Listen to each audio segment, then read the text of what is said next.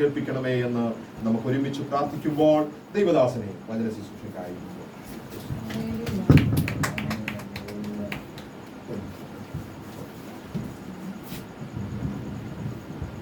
പരിശുദ്ധ ദൈവത്തിന്റെ ദരിദ്രനാമം വാഴ്ത്തപ്പെടുമാറാകട്ടെ. ഈ രാത്രികാലം ഈ പ്രാർത്ഥന ലീഡ് ചെയ്യുന്ന അഭിഷിക്തൻ, വേദിയിലും മറ്റുമായിരിക്കുന്ന മറ്റഭിഷിക്തന്മാർ, കടന്നു വന്ന ദൈവമക്കൾ ഏവർക്കും വീണ്ടും വരുന്നവരായ യേശുക്രിസ്തു നാമത്തിലുള്ള ക്രിസ്തുവിന്റെ സ്നേഹവന്ദനത്തെ അറിയിക്കുന്നു. ഈ പ്രാർത്ഥനാ കൂട്ടായ്മയിൽ നിങ്ങളോടൊത്തായിരിക്കാൻ ദൈവം നൽകിയ നല്ല സാവകാശത്തിനായി നന്ദിയോടെ സ്തോത്രം ചെയ്യുന്നു. യെശയ്യാ പ്രവാചകൻ ഇങ്ങനെ വിളിച്ചു പറയുന്നു, കാവൽക്കാര കാവൽക്കാര, രാത്രി എന്തായി. നമ്മൾ ദേശത്തിന്റെ കാവൽക്കാരായി നിൽക്കുമ്പോൾ ഈ ദേശത്തിന് വേണ്ടി പ്രാർത്ഥിപ്പാൻ, ഇടിവിൽ നിൽക്കുവാൻ, മതിൽ കെട്ടി ദേശത്തിന് വേണ്ടി ഇടിവിൽ നിൽക്കുവാൻ ഞാനൊരു പുരുഷനെ അന്വേഷിക്കുന്നു, ആരെയും കാണുന്നില്ലെന്നാണ് ദൈവം പറയുന്നത്. എന്നാൽ നിങ്ങളുടെ ഹൃദയത്തിൽ ദൈവം നൽകിയ ഈ നല്ല ചിന്തയ്ക്ക് ഞാൻ നന്ദിയോട് ദൈവത്തിന് സ്തോത്രം ചെയ്യുന്നു. പ്രാർത്ഥന സ്വർഗം തുറക്കുന്ന താക്കോലാണ്. പ്രാർത്ഥിക്കുമ്പോഴാണ് സർവശക്തനായ ദൈവത്തിന്റെ സാന്നിധ്യം നമ്മുടെ അടുക്കിലേക്ക് ഇറങ്ങി വരുന്നത്. നമുക്ക് ദൈവമുഖം ദർശിപ്പാൻ കഴിയുന്ന ഒരു സമയമെന്ന് പറയുന്നത്, ദൈവിക സാന്നിധ്യം അനുഭവിച്ചറിയുവാൻ കഴിയുന്നത്, നമ്മുടെ ഭാരങ്ങളെ മാറ്റി, നമ്മുടെ വേദനകളെ മാറ്റി, നാം നടക്കേണ്ടുന്ന വഴിയിലൂടെ നമ്മെ നടത്തുന്നത് നാം മറ്റുള്ളവർക്ക് വേണ്ടി പ്രാർത്ഥിക്കുമ്പോഴാണ്. യോബ് തന്റെ സ്നേഹിതന്മാർക്ക് വേണ്ടി പ്രാർത്ഥിച്ചു കഴിഞ്ഞപ്പോൾ യോബിന്റെ സ്ഥിതിക്ക് ദൈവം ഭേദം വരുത്തി. ആ ഒരു ആശയോടെ ആയിരിക്കരുത് പ്രാർത്ഥന, നിഷ്കളങ്കതയോടെ. ദൈവം എനിക്ക് വേണ്ടി പ്രവർത്തിച്ചാലും ഇല്ലെങ്കിലും ഞാൻ അവർക്ക് വേണ്ടി പ്രാർത്ഥിക്കും. അപ്പോഴാ ദൈവത്തിന്റെ കരം നമുക്ക് വേണ്ടി ചലിക്കുന്നത്. നമ്മുടെ സമയങ്ങളെ മാറ്റിവെച്ച് ദൈവദാസൻ പറഞ്ഞതുപോലെ ഒത്തിരി കാര്യങ്ങൾ നമുക്ക് കൊണ്ട് ചെയ്തു തീർക്കാൻ ഒത്തിരി ആവശ്യങ്ങൾ നമ്മുടെ മുമ്പിലുമുണ്ട്. പക്ഷെ അതെല്ലാം മാറ്റി വെച്ചിട്ട് ഈ രാത്രിയിലും ഇവിടെ ആയിരിക്കുന്ന നമുക്ക് ഒരുമിച്ച് കർത്താവിന്റെ സന്നിധിയിലേക്ക് അടുത്ത് ചെല്ലാം. എന്നെക്കാളും നന്നായി വചനം അറിയുന്നവരും ശുശ്രൂഷിക്കുന്നവരുമാണ് നിങ്ങളെന്ന് എനിക്ക് നല്ല ബോധ്യമുണ്ട്. ഞാനൊരു ശിശുവാണ്. നിങ്ങൾ വളരെ പ്രാർത്ഥനയോടെ നമ്മൾ ഒരുമിച്ചാണെങ്കിൽ ഈ രാത്രികാലം കർത്താവ് അത്ഭുതം ചെയ്യാനായിട്ടിടയായിട്ട്. നിങ്ങളുടെ ഹൃദയത്തിന്റെ നിലവാരം അറിയുന്ന കർത്താവ് നിങ്ങൾ ഏത് ആവശ്യത്തോടാണ് വന്നിരിക്കുന്നതെന്ന് എനിക്കറിയത്തില്ലെങ്കിലും കർത്താവിനറിയാം. കർത്താവ് പറയുന്നത്, 2 3 പേരുടെ നാമത്തിൽ കൂടി വരുന്നവരുടെ മധ്യേ ഞാൻ ഉണ്ടെന്ന്. അങ്ങനെയാണെങ്കിൽ നാം വരുന്നതിന് മുമ്പേ കർത്താവിന്റെ സാന്നിധ്യം നമ്മളോട് കൂടെ ഉള്ളതിനായിട്ട് ആ ക്രൂശിന്റെ മറവിൽ ഞാൻ മറയുകയാണ്. ഈ രാത്രിയിലും കർത്താവ് നിങ്ങൾക്ക് വേണ്ടി അത്ഭുതം ചെയ്യും. എബ്രായ ലേഖനത്തിൽ അപ്പോസ്തലനായ പൗലോസ് ഇങ്ങനെ പറയുന്നു, ദൈവത്തിന്റെ വചനം ജീവനും ചൈതന്യവും ഉള്ളതായി ഇരുവായ്ത്തല മൂർച്ചയേറിയ ഏത് വാളിനേക്കാളും മൂർച്ചയേറിയതും പ്രാണനെയും ആത്മാവിനെയും സന്ധി മഞ്ചകളെയും വേർപെടുവിക്കും വരെ തുളച്ചു ചെല്ലുന്നതും ഹൃദയത്തിന്റെ ഭാവങ്ങളെയും വിചിന്തനം ചെയ്തു. ഒരു സ്കാനിനും ഒരു MRIക്കും ഹൃദയത്തിന്റെ നിരൂപണം തിരിച്ചറിയാൻ കഴിയത്തില്ലെങ്കിലും നമ്മെ അറിയുന്ന കർത്താവിന് നന്നായി അറിയാം. നമ്മെ ഉരുവാക്കിയ യേശുവിന്റെ സന്നിധിയിലാണ് നാം ആയിരിക്കുന്നത്. അതുകൊണ്ടാണ് വചനത്തിന് ജീവനുള്ളത്. അതുകൊണ്ടാണ് ദൈവവചനത്തിന് ശക്തിയുള്ളത്. തളർന്നിരിക്കുന്നവരെ ശക്തീകരിക്കുന്ന, ക്ഷീണിച്ചിരിക്കുന്നവരെ ബലപ്പെടുത്തുന്ന ദൈവവചനത്തിന്റെ മുൻപിലാണ് നാം ഈ രാത്രികാലമായിരിക്കുന്നത്. ദൈവവചനത്തിന്റെ മാത്രം പ്രത്യേകതയാണ് പുറം മുറിഞ്ഞില്ലെങ്കിലും അകം മുറിയാനിടയാകും. പുറം സൗഖ്യമായില്ലെങ്കിലും അകം സൗഖ്യമാകാനിടയായിത്തീരും. എവിടാണോ വിടുതൽ നടക്കേണ്ടത് അവിടെ ഈ രാത്രികാലം വിടുതൽ വെളിപ്പെടുവാനായിട്ടിടയായിത്തീരും. ഹല്ലേലൂയ. ദൈവത്തിന്റെ വചനം ചൈതന്യമുള്ളതാണ്, നമ്മെ ശക്തീകരിക്കുന്നതാണ്, നമ്മെ ബലപ്പെടുത്തുന്നതാണ്. വേഗത്തിൽ നമുക്കൊരു വാക്യം വായിക്കാം. ഫിലിപ്പിയ ലേഖനം 1-ാം അധ്യായം അതിന്റെ 19-20 വാക്യം. ഫിലിപ്പിയ ലേഖനം 1-ാം അധ്യായം അതിന്റെ 19, 20, 21 വാക്യം. നിങ്ങളുടെ പ്രാർത്ഥനയാലും യേശുക്രിസ്തുവിന്റെ ആത്മാവിന്റെ സഹായത്താലും അതെനിക്ക് രക്ഷാകാരണമായി തീരും എന്ന് ഞാൻ അറിയുന്നു. അങ്ങനെ ഞാൻ ഒന്നിലും ലജ്ജിച്ചു പോകാതെ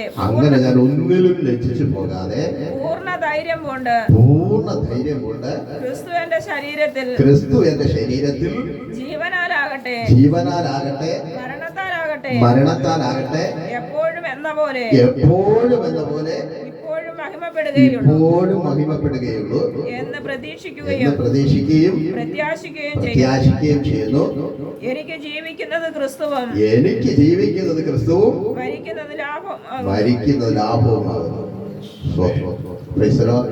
ഈ രാത്രികാലം എത്ര പേർക്ക് ആ പ്രത്യാശയുണ്ട്? നമ്മെ തന്നെ നാം ഈ രാത്രിയിൽ ഒന്ന് ദൈവത്തിന്റെ സന്നിധിയിലേക്ക് ഒന്ന് ഏൽപ്പിച്ച് ഒരു നിമിഷം നമ്മുടെ ഹൃദയങ്ങളിലേക്ക് നാം ഒന്ന് ഇറങ്ങിച്ചെന്നാൽ നമുക്ക് തിരിച്ചറിയാൻ കഴിയും നമ്മുടെ പ്രത്യാശ എവിടാണെന്ന്, നമ്മുടെ താല്പര്യം എന്താണെന്ന്, നമ്മുടെ ആഗ്രഹം എന്താണെന്ന്, നാം എന്തിനു വേണ്ടിയാണ് യാത്ര ചെയ്യുന്നതെന്ന് നാം ഈ രാത്രികാലം നന്നായി ഒന്ന് ശോധന ചെയ്യണം. നമ്മെ നന്നായി അറിയുന്ന യേശു കർത്താവിന്റെ സന്നിധിയിലാണ് നാം ആയിരിക്കുന്നത്. ഈ രാത്രിയിൽ നാം ഈ ദേശത്തിന് വേണ്ടി പ്രാർത്ഥിക്കുമ്പോൾ നിങ്ങൾ ഓർത്തു നോക്കിക്കേ, അനേകർ ഈ ലോകത്തിന്റെ മോഹങ്ങളിലേക്ക് വിരഞ്ഞോടി ഈ ലോകത്തിന്റെ ആഴങ്ങളിലേക്ക് ഇറങ്ങിച്ചെന്ന് അവസാനം എങ്ങുമെത്താതെ ജീവിതം പാതി വഴിയിൽ പൊലിഞ്ഞു പോകുമ്പോൾ നമ്മെ ഇന്നും നടത്തിയ ദൈവത്തിന്റെ കൃപയെ ഓർത്ത് നമ്മൾ പലപ്പോഴും നമുക്കെതിരെ വിധി എഴുതിയവരാ. ഇനിയില്ല, മുൻപോട്ടില്ല, ഞാനിവിടെ അവസാനിക്കുമെന്ന്. എന്നാൽ അടുത്ത നിമിഷം കർത്താവ് ശക്തിയോടെ നമ്മളെ നടത്താനിടയാണ്. പക്ഷെ നാം കർത്താവിനോട് കൂടെയാണോ നടക്കുന്നത്? അതാണ് അറിയേണ്ടത്. നാം കർത്താവിനോട് ചേർന്നാണോ നിൽക്കുന്നത്? അപ്പോസ്തലനായ പൗലോസ് ഈ പ്രാർത്ഥനാ വിഷയത്തിൽ പറയുന്ന ഒരു വാചകമുണ്ട്. ഞാൻ ജീവനാലാകട്ടെ മരണത്താലാകട്ടെ എപ്പോഴും എന്ന പോലെ ഇപ്പോഴും. നമ്മളൊന്ന് ഓർത്തു നോക്കിക്കേ, അപ്പോസ്തലന്റെ കാരാഗ്രഹ ലേഖനങ്ങൾ 4 ലേഖനങ്ങളുണ്ട്. അതിൽ എഫെസ്യ ലേഖനത്തിൽ 2 പ്രാർത്ഥന കിടപ്പുണ്ട്, 1-ാം അധ്യായത്തിലും 3-ാം അധ്യായത്തിലും. അതിൽ ഈ ഫിലിപ്പിയ ലേഖനത്തിൽ ഒരു പ്രാർത്ഥനയുടെ ചില വരികളാണ് നാം വായിച്ചത്. കൊലോസ്യ ലേഖനത്തിലും ഇതുപോലൊരു പ്രാർത്ഥന 1-ാം അധ്യായത്തിൽ കിടപ്പുണ്ട്. ഇവിടെങ്കിലും അപ്പോസ്തലൻ തന്റെ വിടുതലിന് വേണ്ടി പ്രാർത്ഥിക്കുന്നു. തന്റെ ആഗ്രഹങ്ങൾക്ക് വേണ്ടി, താൻ ഈ കാരാഗ്രഹത്തിൽ നിന്നൊരു വിടുതൽ പ്രാപിച്ച് താൻ പുറത്തുപോയി പുതിയ കുറെ ശുശ്രൂഷകൾ ചെയ്യണമെന്നല്ല തന്റെ ആഗ്രഹം, അല്ലെങ്കിൽ വേറെ എന്തെങ്കിലും കാര്യങ്ങൾക്ക് വേണ്ടി താൻ ഇനിയും മുൻപോട്ട് പോകണമെന്നല്ല തന്റെ ആഗ്രഹം. താൻ എവിടാണെങ്കിലും ദൈവനാമ മഹത്വത്തിനായി നമ്മളെ ഒന്ന് ശോധന ചെയ്ത് നോക്കി. ഈ കാലങ്ങളിൽ നമ്മൾ ഓടുന്നത്, നമ്മൾ അധ്വാനിക്കുന്നത്, നമ്മൾ ജീവിക്കുന്നത് എന്ത് മഹത്വത്തിന് വേണ്ടിയിട്ടാണ്? നമ്മൾ പറയാറുണ്ട് അല്ലെ, പ്രവർത്തിക്കാറില്ല. ഒരു കാര്യം നാം തിരിച്ചറിയണം. നാം ഈ വിശുദ്ധ വേദപുസ്തകം വായിക്കുന്നത് കൊണ്ട് നമ്മളെ അനേകർ വായിക്കുന്നു. ഈ ദേശത്ത് അനേകർ നമ്മൾ അറിയുന്നില്ല, പക്ഷെ നമ്മളെ വായിക്കുന്നവരുണ്ട്. നമ്മുടെ പരാജയം അവിടാണ്. നമ്മളെ ആൾക്കാർ വായിക്കുന്നു എന്ന ബോധം നമുക്കുണ്ടെങ്കിൽ കർത്താവ് പറഞ്ഞ പോലെ നമ്മൾ കർത്താവിന്റെ പത്രങ്ങളായേനെ. നമ്മൾ ഇന്ന് കർത്താവിന്റെ പത്രങ്ങളാകാത്തത് എന്തുകൊണ്ടാണെന്നറിയോ? അപ്പോസ്തലനായ പൗലോസ് പറഞ്ഞു, ഞാൻ ജീവനാലാകട്ടെ മരണത്താലാകട്ടെ എപ്പോഴും എന്ന പോലെ. രാത്രിയിലാണെങ്കിലും പകലിലാണെങ്കിലും, ഉപവാസത്തിലാണെങ്കിലും പ്രാർത്ഥനയിലാണെങ്കിലും, കൂട്ടായ്മയിലാണെങ്കിലും തനിച്ചാണെങ്കിലും കർത്താവും മഹിമപ്പെടാനിടയാകണം. നാം ഏറ്റവും കൂടുതൽ എപ്പോഴായിരിക്കും കർത്താവിനെ വിട്ടകന്നു പോകുന്നത്? നാം തനിച്ചായിരിക്കുമ്പോഴാണ്. പൗലോസിന്റെ പ്രാർത്ഥനാവാചകം നിങ്ങളൊന്ന് പരിശോധിച്ച് നോക്കിക്കേ. അപ്പോസ്തലൻ പറയുന്നു, എപ്പോഴും എന്ന പോലെ, ഒരു മാറ്റവുമില്ല. യാതൊരു പ്രലോഭനങ്ങൾക്ക് താൻ അടിമപ്പെടുന്നില്ല. യാതൊരു കാര്യങ്ങളിലും താൻ എന്ത് ചെയ്യുന്നില്ല, വീണു പോകുന്നില്ല. പക്ഷെ നമ്മുടെ ചുറ്റുപാടുകളെ നോക്കിയാൽ, നമ്മുടെ കൂടെ സഹകരിക്കുന്നവരെ നോക്കിയാൽ എത്രമാത്രം ആത്മീയ അധപ്പതനത്തിലാണെന്ന്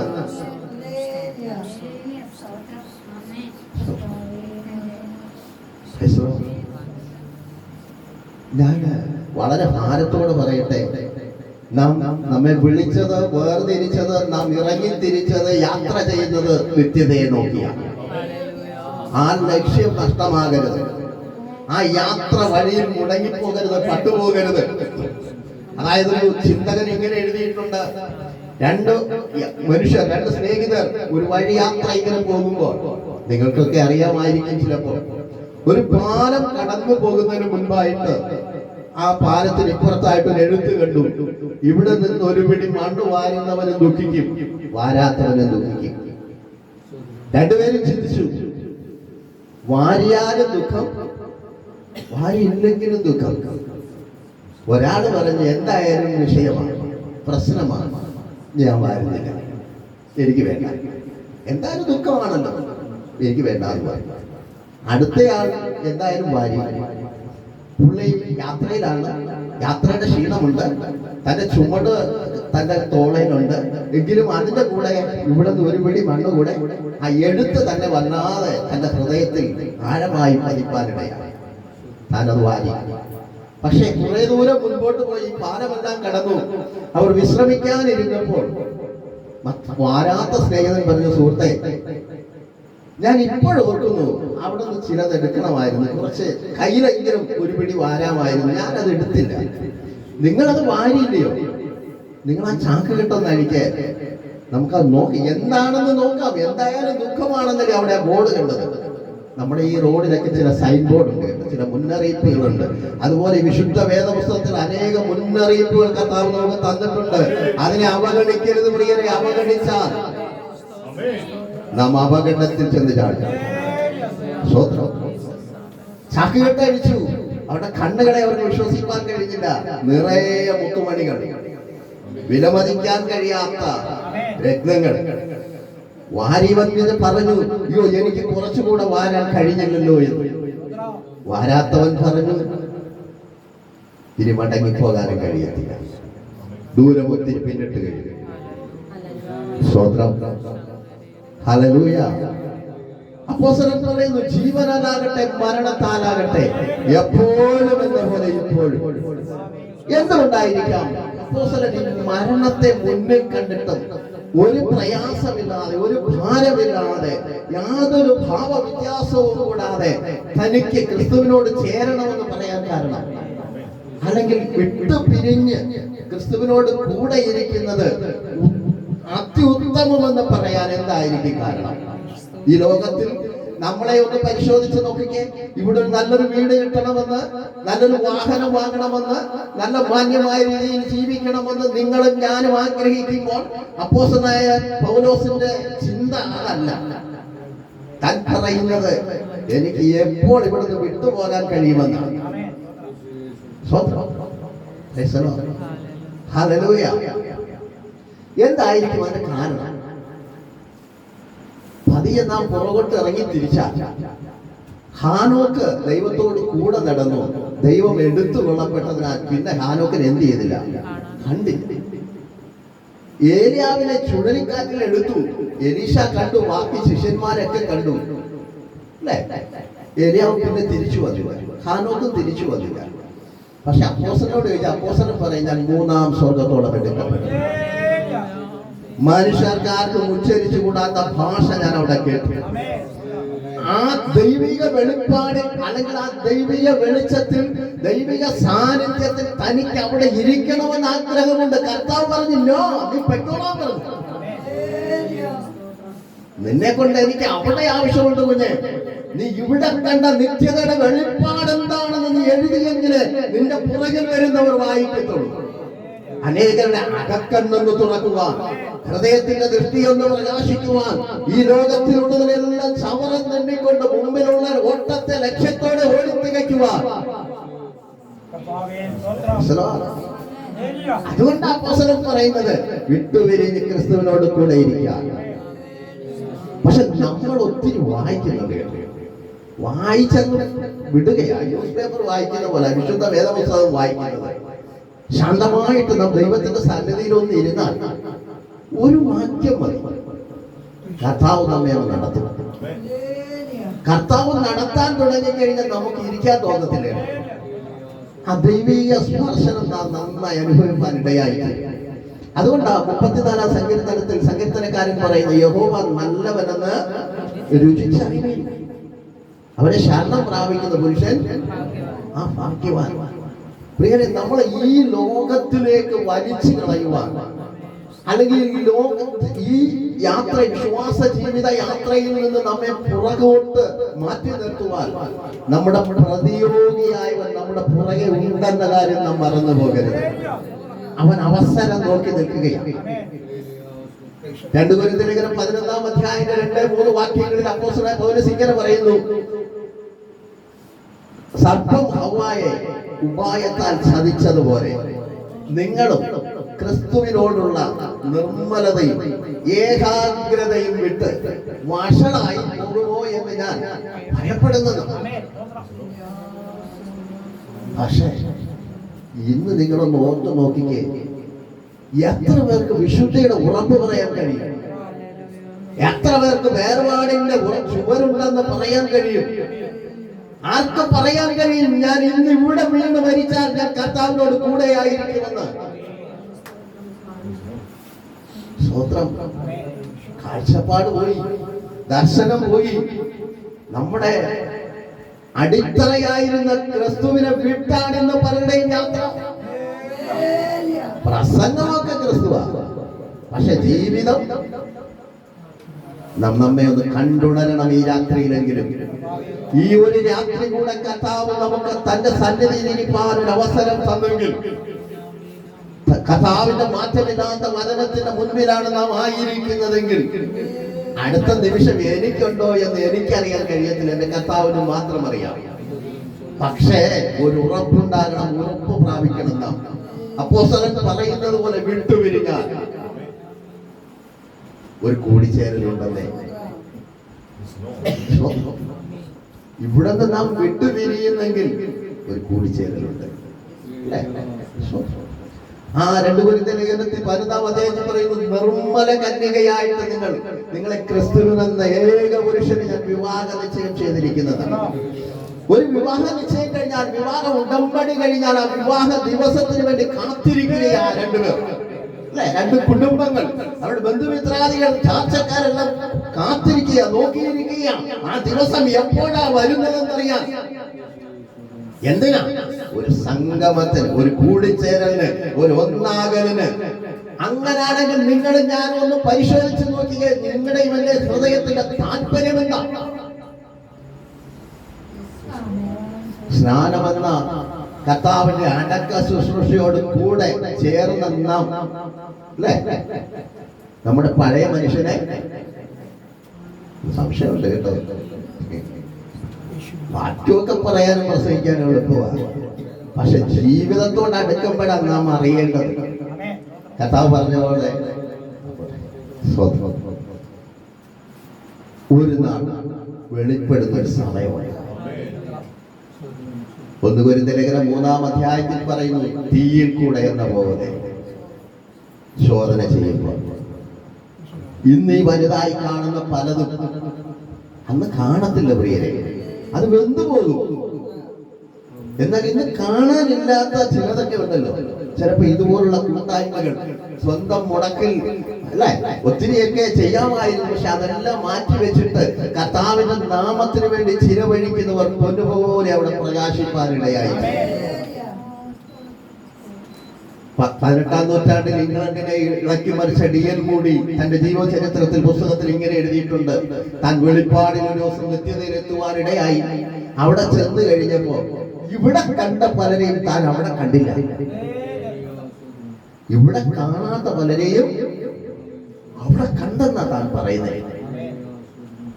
പ്രിയരെ, പ്രസംഗിക്കുന്നത് എന്നെ ചിലപ്പോ പലരും അറിഞ്ഞെന്ന് വന്നേക്കാം, പാടുന്ന പലരും അറിഞ്ഞെന്ന് വന്നേക്കാം. രാത്രിയുടെ യാമത്തിൽ മുഴങ്ങാൻ മടക്കി കണ്ണുനീരൊഴുക്കുന്ന ഭക്തനെ കാണുന്ന ഒരു ദൈവമുണ്ട്. തന്റെ ഭക്തന്മാരുടെ മരണം യഹോവയ്ക്ക് വിലയേറിയതാണ്. ഭക്തനായിരിക്കണം, ആ ഒരു ഉറപ്പ് നാം പ്രാപിക്കണം. ആ ഒരു വിശ്വാസത്തിലായിരിക്കണം നമ്മൾ ചുവട് മുൻപോട്ട് വയ്ക്കേണ്ടത്. സർപ്പം ഹവ്വായെ ഉപായത്താൽ ചതിച്ചതുപോലെ ഈ ലോകത്തിൽ പലതിനും വേണ്ടി മനുഷ്യൻ വ്യഗ്രതയോടെ ഓടുമ്പോൾ, താല്പര്യത്തോടെ ഓടുമ്പോൾ, ഈ രാത്രിയിൽ വചനത്തിന്റെ മുൻപിൽ, ദൈവാത്മാവിൽ, പരിശുദ്ധാത്മാവിന്റെ നിറവിൽ എനിക്കൊന്ന് പറയാനുണ്ട്: നമ്മുടെ ജീവിതത്തെ നാം ഒന്ന് ശോധന ചെയ്യണം. നമ്മുടെ ജീവിതത്തെ നാം ഒന്ന് കണ്ടുണരണം. നമ്മുടെ വേഷം കൊണ്ടാകരുത് നമ്മുടെ ജീവിതം, നമ്മുടെ ജീവിതം കൊണ്ടാകണം നമ്മുടെ ജീവിതം.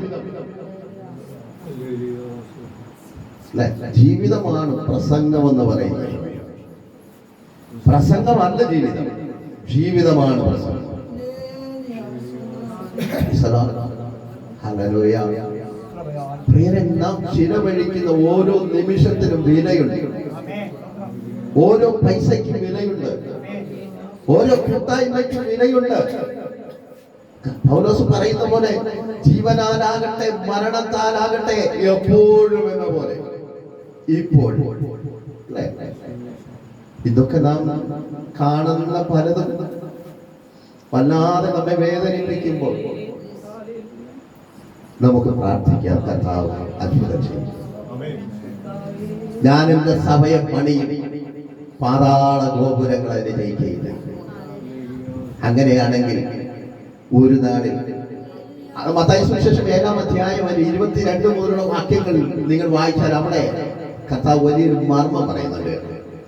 ചിലപ്പോൾ നിങ്ങൾക്ക് വായിച്ചിട്ടുണ്ടെങ്കിൽ, നിങ്ങൾ പ്രസംഗിച്ച് കേട്ടിട്ടുണ്ടെങ്കിൽ നിങ്ങൾക്ക് ആടെ തോന്നിയിട്ടില്ലെങ്കിലും എനിക്ക് ഒത്തിരി ചിന്തനീയമായ ഒരു കാര്യം, ഞാൻ പലപ്പോഴും തനിച്ചിരിക്കുമ്പോൾ ചിന്തിക്കുന്ന ചില വാക്യങ്ങളാണ് അവിടെ. കർത്താവിന്റെ അടുത്ത് ചെന്നിട്ട് ഒരു കൂട്ടർ പറയുന്ന ഒരു കാര്യമുണ്ട്. കർത്താവേ, നിന്റെ നാമത്തിൽ ഞങ്ങൾ ഭൂതങ്ങളെ പുറത്താക്കി, രോഗികളെ സൗഖ്യമാക്കി, അത്ഭുതങ്ങളും അടയാളങ്ങളും വീര്യപ്രവൃത്തികളും ഒക്കെ ചെയ്തെന്ന് പറഞ്ഞു. കർത്താവ് പറയുന്നു, അധർമ്മം പ്രവർത്തിക്കുന്നവരെ എന്നെ വിട്ടു പോകും. നിങ്ങളെ ഞാൻ ഒരു നാളും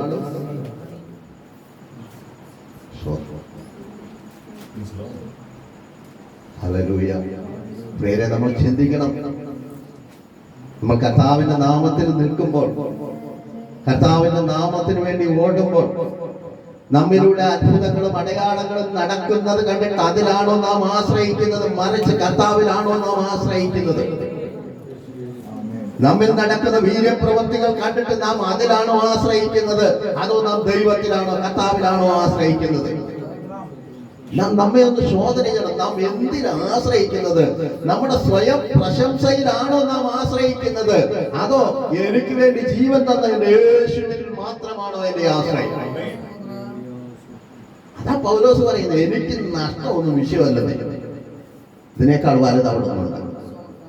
ഒരു നിധി അവിടെ ഒളിഞ്ഞിരിപ്പുണ്ട്. അത് നേടാനാണ് ഞാൻ ഓടുന്നത്. പൗലോസ് പറയുന്ന പോലെ നേടിയെന്നല്ല, നേടാമോ എന്ന് വെച്ച് അവൻ എന്നെ പിടിച്ചിരിക്കുകയാണ്. എനിക്ക് അവനെ പിടിക്കാമോ എന്ന് വെച്ച് ഞാൻ ആ ലാക്കിലേക്ക് ഓടുകയാണ്. ഈ രാത്രിയിൽ ഈ ദൈവവചനത്തിന് മുമ്പാകെ നാം ആയിരിക്കുമ്പോൾ പ്രിയരെ, നമ്മെ ശോധന ചെയ്യുന്നതായി മാറണം. കേൾക്കുന്നത് പലപ്പോഴും നമ്മെ അറിവ് ചീർപ്പിക്കുമ്പോൾ വിശ്വാസത്തിന്റെ ആഴങ്ങളിലേക്ക് ഇറങ്ങി, പരിശുദ്ധനെ നീ എന്നോടൊന്ന് സംസാരിക്കണമേ, നിന്റെ വചനത്തിന്റെ ജീവിതത്തിലേക്ക് എന്നെ ഒന്ന് ഇറക്കണമേ എന്ന് നമുക്ക് പ്രാർത്ഥിക്കാൻ എത്ര പേർക്ക് കഴിയും? ഈ രാത്രിയിൽ നാം ഒന്ന് ഓർത്തു നോക്കിക്കേ. നമ്മുടെ ജീവിതം കൊണ്ട് നമുക്ക് കർത്താവിനെ മഹത്വപ്പെടുത്താൻ കഴിയണം. നമ്മുടെ അന്തരം കൊണ്ടല്ല കർത്താവിനെ മഹത്വപ്പെടുത്തേണ്ടത്, നമ്മുടെ ജീവിതം കൊണ്ട്. ജീവിതം സൗരഭ്യവാസനയായി മാറണമെങ്കിൽ, ചിലർക്ക് മരണത്തിലേക്കുള്ള വാസനയായി മാറുമ്പോൾ നമുക്ക് ജീവനിലേക്ക്. അതാകണം നമ്മുടെ പ്രത്യാശ, അതായിരിക്കണം നമ്മുടെ ലക്ഷ്യം. അതിനു വേണ്ടിയിട്ടാണ് നാം നിലകൊടുക്കുന്നത്. അല്ലെങ്കിൽ പിന്നെ ഇതെല്ലാം വിട്ടു കളഞ്ഞിട്ട് ലോക മനുഷ്യനായിട്ട് അങ്ങ് ജീവിച്ചാൽ പോലെ. അവിടെ ഇല്ല ഇവിടെ ഇല്ലെന്ന് പറയും. പിള്ളേര് കൊച്ചുനാളി പറഞ്ഞ കണക്ക് കുറുക്കഞ്ചൊന്ന് നീരത്തി വീണിട്ട് രാജാവിനോട് സിംഹത്തോടി എന്ന് പറഞ്ഞ് ഞാൻ നല്ല പുതിയ രാജാവാണ്. സിംഹം പറഞ്ഞ് കുഴപ്പമില്ല, നീ ഇരുന്നോളാൻ പറഞ്ഞു. 2-3 ആഴ്ച കഴിഞ്ഞപ്പോൾ ഒരു മഴ പെയ്തു. മഴ പെയ്തപ്പോൾ നീരമില്ല.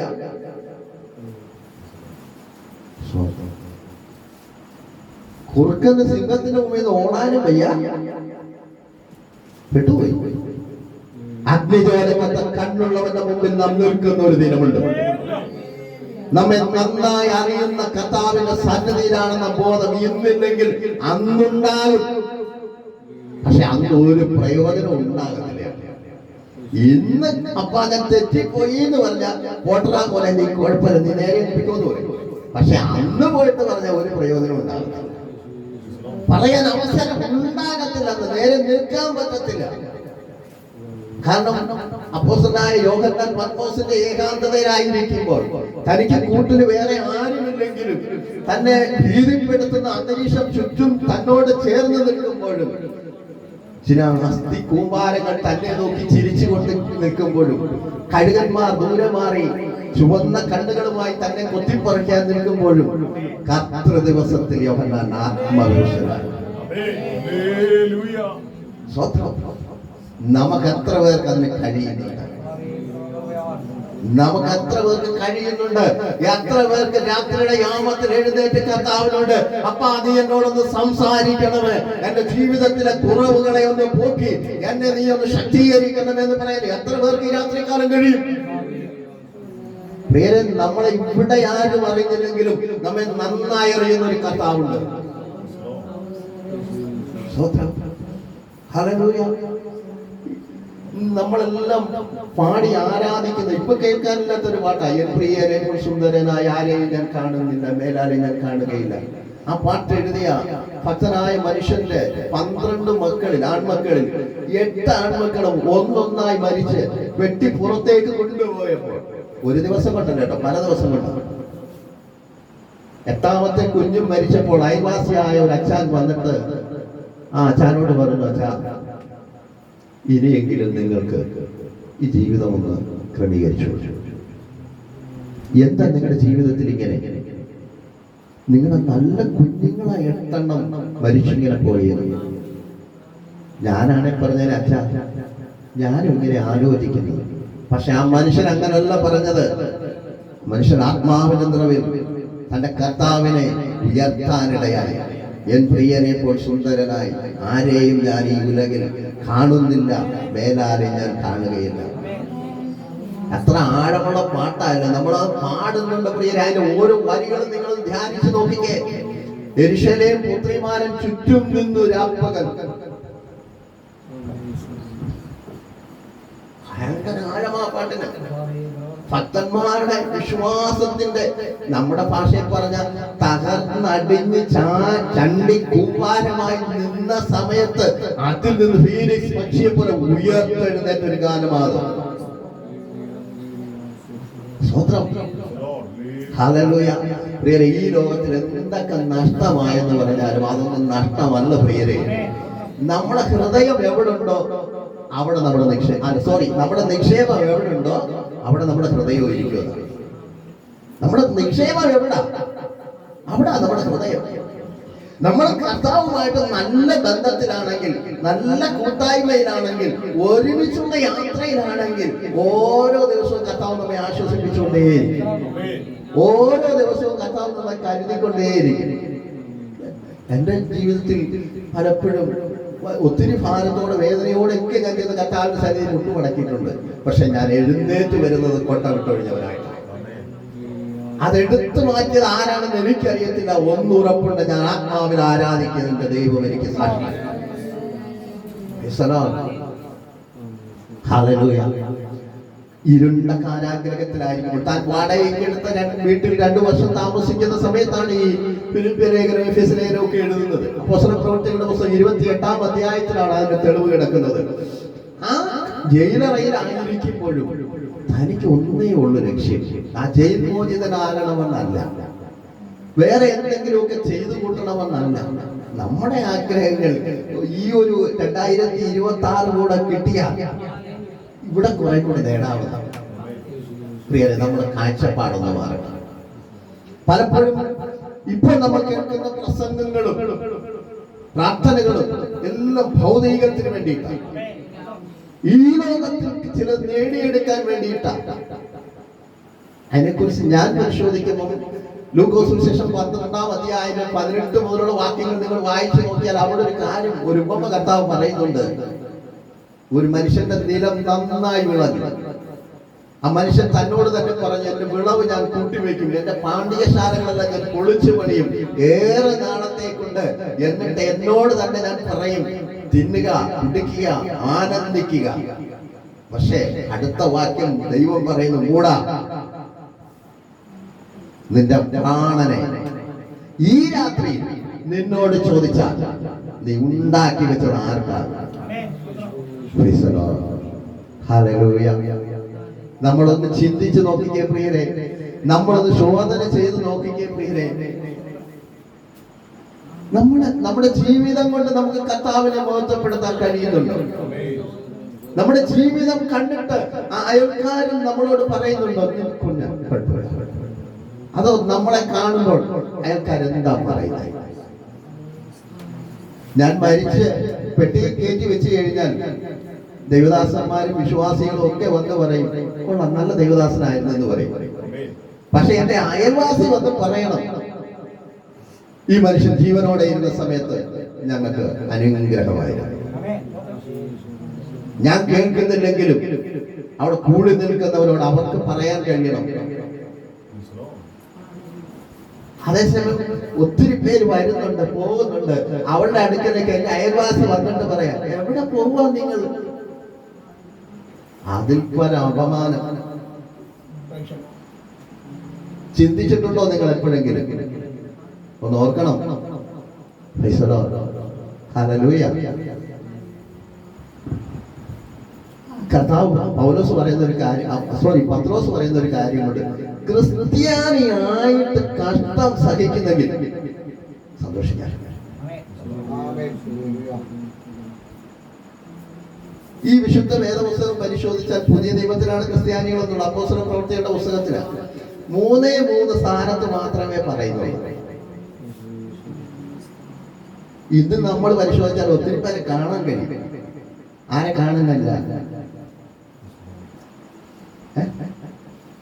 സ്വന്തം ആരെ കാണുന്നില്ല? ഒത്തിരി പേരെ കാണുന്നുണ്ട്. നമുക്ക് കാണേണ്ടത് അല്ലെങ്കിൽ നമ്മൾ അറിയേണ്ടത് ആരെയാ അറിയേണ്ടത്? നമ്മളെ ഏത് പേരിലാ അറിയേണ്ടത്? നമ്മളെ ക്രിസ്ത്യാനി എന്ന് അറിയണമെങ്കിൽ നാം ക്രിസ്തുവിനെ അനുഗമിക്കുന്നവനായിരിക്കണം. അവനാ ക്രിസ്ത്യാനി. വെളിപ്പാട് പുസ്തകം 13-ാം അധ്യായം 14-ാമത്തെ വാക്യം പറയുന്നു, ഇന്നു മുതൽ ക്രിസ്തുവിൽ മരിക്കുന്ന മൃതന്മാർ ഭാഗ്യവാന്മാർ. അവർ തങ്ങളുടെ പ്രയത്നങ്ങളിൽ നിന്ന് വിശ്രമിക്കേണ്ടതാകുന്നു. അവരുടെ പ്രവർത്തികൾ അവരെ പിന്തുടരും. അതാരും എഴുതത്തില്ല. അവരുടെ പ്രവർത്തികൾ അവരെ പിന്തുടരും. അതെഴുതത്തില്ല. അതിലേക്ക് ബാക്കി എഴുതും. ഇന്നു മുതൽ ക്രിസ്തുവിൽ മരിക്കുന്ന മൃതന്മാർ ഭാഗ്യവാന്മാർ. ഒരു ദിനം അറിയുന്ന ഒരു ദിനമുണ്ടല്ലോ നമ്മൾ ഭാഗ്യവാനാണോ എന്ന്. ആ സമയത്താണ് നാം അറിയേണ്ടത് നമ്മുടെ ഭാഗ്യം എപ്രകാരമാണ്. നോക്കിക്കേ, അപ്പോസ്തലൻ പറയുന്നു, വിട്ടുപിരിഞ്ഞ് ക്രിസ്തുവിനോട് കൂടെ ഇരിക്കുന്നത് ഏറെ ഉത്തമം. നമുക്ക് വിട്ടുപിരിയാൻ പ്രയാസമാണ്. നമുക്ക് ഇവിടുന്ന് വിട്ടുപിരിയുന്നു, അല്ലെങ്കിൽ പ്രായമായി, അല്ലെങ്കിൽ രോഗമായി, അല്ലെങ്കിൽ ഏതെങ്കിലുമൊക്കെ ഒരു ബാധ്യതയിലൂടെ, ഒരു പ്രതിസന്ധിയിലൂടെ കടന്നു പോവുകയാണെങ്കിൽ നമ്മൾ പ്രാർത്ഥിക്കുന്ന ഒരു കാര്യമാണ്, കർത്താവേ, ഇതിൽ നിന്ന് എനിക്കൊരു നീക്കുമൊക്കെ തരണമേ. ഇത് ദൈവഹിതമാണോ കർത്താവേ, ഇതിന്റെ നിന്റെ ഇഷ്ടമാണോ എന്നാണ് നാം പ്രാർത്ഥിക്കുന്നത്. ഒരു ദൈവവിശ്വാസിക്ക്, ഒരു ദൈവ പൈതലിന് ഉറപ്പോടെ പറയാൻ കഴിയും, എന്റെ കർത്താവ് അറിയാതെ എന്റെ ജീവിതത്തിൽ ഒന്നും സംഭവിക്കത്തില്ല. പക്ഷെ അനുഗ്രഹം വന്നാൽ നമ്മൾ പറയും, കർത്താവ് എനിക്ക് നന്മ ചെയ്തു സ്വന്തം.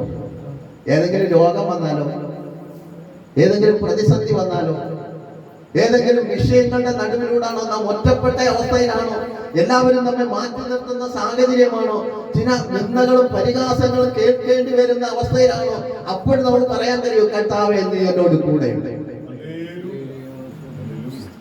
എബ്രായ ലേഖനത്തിൽ 12-ാം അധ്യായത്തിൽ പറയുന്നത്, യേശുക്രിസ്തു ഇന്നലെയും ഇന്നും എന്നേക്കും അനന്യനാണ്. അവൻ മാറ്റമില്ലാത്തവനാണ്. അവൻ വാക്കുമാറാത്ത കർത്താവാണ്. നമ്മെ കൈവിടാത്ത ദൈവമാണ്.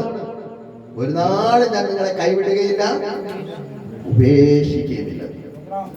പ്രിയരെ, കഷ്ടതയിലൂടെയാണ് നാം കടന്നു പോകുന്നതുണ്ടെങ്കിൽ നാം സന്തോഷിക്കണം. നമുക്ക് പ്രത്യാശയ്ക്ക് വകയുണ്ട്. കാരണം നമ്മുടെ ഉടയവൻ നമ്മെ പണിഞ്ഞുകൊണ്ടിരിക്കുകയാണ്, നമ്മെ മെനഞ്ഞുകൊണ്ടിരിക്കുക, നമ്മെ മാനപാത്രമാക്കി മാറ്റാൻ വേണ്ടിയിട്ടാണ്. അനേകരെ രുചിപ്പിക്കുന്ന ഒരു വസ്തുവാക്കി നമ്മെ മാറ്റി പുറത്തെടുക്കാൻ വേണ്ടിയിട്ട് കർത്താവ് നമ്മെ പണിയുകയാണെന്ന ഉറപ്പ് നമുക്കുണ്ടാകും. ഞാൻ സഹോദരിമാരോട് ഒരു കാര്യം പറയാം. നിങ്ങളൊരു ചായക്ക് വെള്ളം വെച്ചിട്ട് ഗ്യാസ് ഓണാക്കിയിട്ട് നിങ്ങൾ പുറത്തിറങ്ങി പോകുമോ? എന്താ പോകാത്ത? അതേസമയം ഒരു മീൻകറി വെക്കുകയോ ചോറ് വെക്കുകയാണെങ്കിൽ നിങ്ങൾ എന്ത് ചെയ്യും? അടുപ്പത്ത് തീ വെച്ചിട്ട് കുറച്ച് നേരം കഴിഞ്ഞിട്ടേ വന്ന് തീ കത്തുന്നുണ്ടോ എന്ന് നോക്കത്തുള്ളൂ. എങ്കിലും ശ്രദ്ധിക്കും. അങ്ങനാണെങ്കിൽ നാം ശോധനയിലൂടെ കടന്നു പോകുമ്പോൾ, നാം കഷ്ടതയിലൂടെ കടന്നു പോകുമ്പോൾ നമ്മെ കാണുന്ന ഒരു കണ്ണുണ്ട്, അഗ്നിജോലയ്ക്ക് ഒരു കണ്ണ്. അവൻ നമ്മെ വിട്ടു മാറിപ്പോകുന്ന കർത്താവല്ല, നമ്മെ പൊന്നുപോലെ പുറത്തു കൊണ്ടുവരുവാൻ, നാം ശോഭയുള്ളതായി മാറുവാൻ. ഇരമ്യാ പ്രവാചക ദിവസം 18-ാം അധ്യായത്തിൽ കുശവന്റെ വീട്ടിൽ ഇരമ്യാവിനെ പ്രവാചകനെ പറഞ്ഞു വിട്ടിട്ട് കർത്താവ് പറയുന്ന ഒരു കാര്യമുണ്ട്. നീ പോയി നോക്ക്. കുശവൻ പണി ചെയ്യുമ്പോൾ അത് ഉടഞ്ഞു പോകുമ്പോൾ ആ മൺപാത്രത്തെ അവൻ മറ്റൊരു പാത്രമാക്കി മാറ്റി മാനപാത്രമാക്കി പുറത്തു കൊണ്ടുവരുമ്പോൾ ഇരമ്യാവിനൊരു കാര്യം മനസ്സിലായി. നമ്മെ പണിയാനാണ് ഒന്ന് ഏൽപ്പിച്ചു കൊടുക്കുമെങ്കിൽ, നമ്മെ പണിയേണ്ടതിന് നാം ഒന്ന് വിധേയപ്പെട്ട് കൊടുക്കുമെങ്കിൽ, നാം ഒന്ന് താഴ്ന്നു കൊടുക്കുമെങ്കിൽ, നാം ഒന്ന് സമർപ്പിച്ചു കൊടുക്കുമെങ്കിൽ, നമ്മുടെ പ്രാർത്ഥനയുടെ ഭാവം ഒന്ന് മാറുമെങ്കിൽ നമ്മെ പുറത്തു കൊണ്ടുവരാനും യേശു മതിയായ ദൈവമാണ്.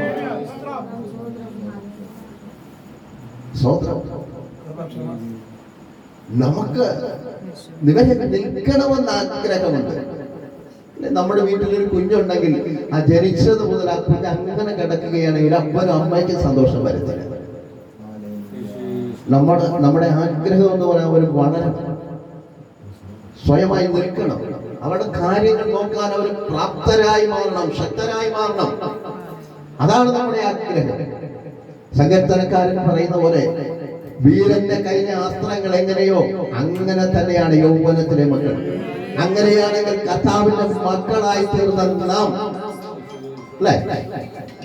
തീമോഥെയോസിന്റെ 2 തീമോഥെയോസ് 1:16 വാക്യമാണെന്ന് തോന്നുന്നു. അവിടെ ഇങ്ങനെ കിടപ്പുണ്ട്: നിങ്ങൾ പിന്നെയും ഭയപ്പെടേണ്ടതിന് ദാസ്യത്തിന്റെ ആത്മാവിനെ അല്ല നാം പ്രാപിച്ചത്, അപ്പാ പിതാവേ എന്ന് വിളിക്കുന്ന സ്വപുത്രന്റെ ആത്മാവിനെ. സ്വതന്ത്രം. നമ്മളൊന്ന് ഓർത്ത് നോക്കിയേ. പൗലോസ് പറയുന്ന പദം നിങ്ങൾ ശ്രദ്ധിച്ചേ: നിങ്ങൾ പിന്നെയും ഭയപ്പെടേണ്ടതിന്.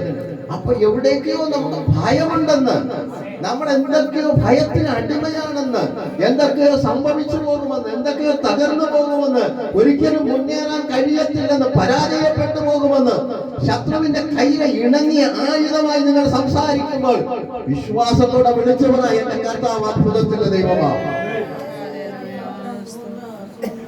ഇല്ലാത്തതിനെ ഉള്ളതുപോലെ വിളിച്ചു വരുത്താൻ കഴിയുന്ന പരിശുദ്ധ ആത്മാവിനെ നാം പ്രാപിച്ചത്. എഫെസ്യർ 1-ാം അധ്യായം 21-ാമത്തെ വാക്യം ഇങ്ങനെ പറയുന്നു: അങ്ങനെ അവൻ മരിച്ചവരുടെ കർത്താവിന്റെ മേലും വ്യാപരിച്ചെന്ന്. അതേ ആത്മാവിനെ നാം പ്രാപിച്ചത്. സ്തോത്രം. ഹല്ലേലൂയ. പ്രിയരെ, നമ്മൾ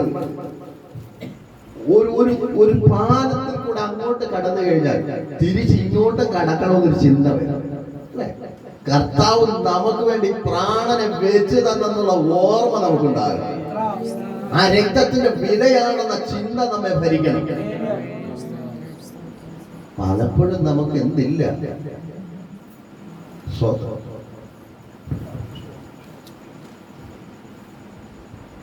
ഓർക്കുക പ്രിയരെ, ആ കാൽവരി, ആ ഒരു ദർശനം നമുക്കുണ്ടാകും.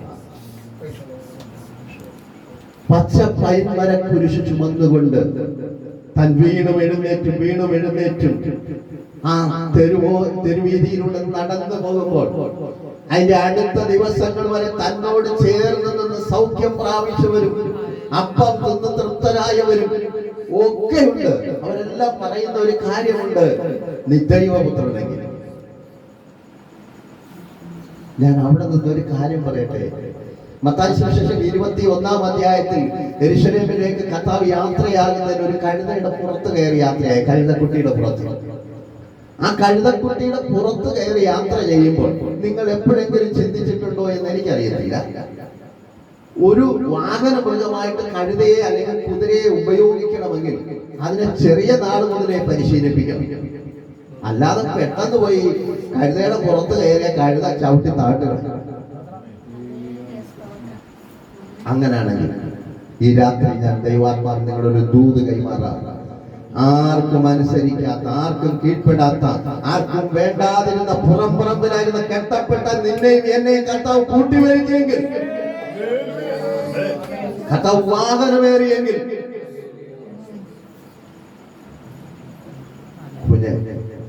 ഈ രാത്രി നാം മടങ്ങി വരും.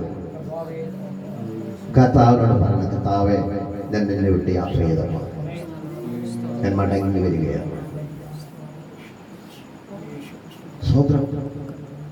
ആ ക്രൂശീകരണത്തെ നിങ്ങളൊന്ന് ചിന്തിച്ച് നോക്കിക്കേ. രണ്ട് കള്ളന്മാരുടെ നടുവിൽ മൂന്നാണികളിൽ സ്വർഗത്തിനും ഭൂമിക്കും മധ്യ തൂങ്ങി നിൽക്കുമ്പോഴും രാത്രി മുഴുവൻ താൻ ഏറ്റ ദണ്ഡനങ്ങളാൽ താൻ തന്റെ മുതുക് മുഴവ് ചാല് പോലെ കീറി മുറിച്ചിട്ട് താൻ അടുത്തു നിൽക്കുന്നവരോട് എത്ര സംയമനത്തോടാ സംസാരിക്കുന്നത്, അത്ര ക്രമീകരണത്തോടാ സംസാരിക്കുന്നത്. ഈ ലോകത്തിൽ തനിക്ക് വരാൻ കഴിഞ്ഞ ആ മാതാവിനെ നോക്കി, മറിയെ നോക്കി പറയുന്നു, സ്ത്രീയെ, ഇതാ നിന്റെ മകൻ. യോഹന്നാനോട് പറയുന്നു, ഇതാ നിന്റെ മാതാവ്. ആ ഒരു കഷ്ടതയിലാണ് നാം ആയിരിക്കുന്നെങ്കിൽ, ആ ഒറ്റപ്പെടലിലാണ് നാം ആയിരിക്കുന്നെങ്കിൽ, ആ ഒരു പ്രതിസന്ധിയുടെ നടുവിലാണ് നാം ആയിരിക്കുന്നതെങ്കിൽ, ഇന്നലെ വരെ നമുക്ക് കൂട്ടായ്മയുടെ വലങ്കരം തന്നവർ മാറി നിന്ന് നമ്മെ പരിഹസിക്കുന്ന സാഹചര്യത്തിലാണെങ്കിൽ അവരോട് എങ്ങനായിരിക്കും നിങ്ങളുടെ എന്റെ സമീപനം? നമുക്ക് പറയാൻ കഴിയുമോ, ദൈവദാസനെ, ദൈവം നിങ്ങളെ അനുഗ്രഹിക്കട്ടെന്ന്? അപ്പൊ കാണാൻ നമ്മുടെ ഉള്ളിൽ ആരായിരിക്കുന്നത്. എന്നാൽ നിങ്ങൾ കർത്താവിനെ ഒന്ന് നോക്കിക്കേ. ആ ക്രൂശിലേക്ക് ഒന്ന് ശാന്തമായിട്ട് നിങ്ങളുടെ കണ്ണുകളെ ഒന്ന് ഉയർത്തി നോക്കിക്കേ. താൻ ഒരു തെറ്റും ചെയ്യാതിരുന്നിട്ടും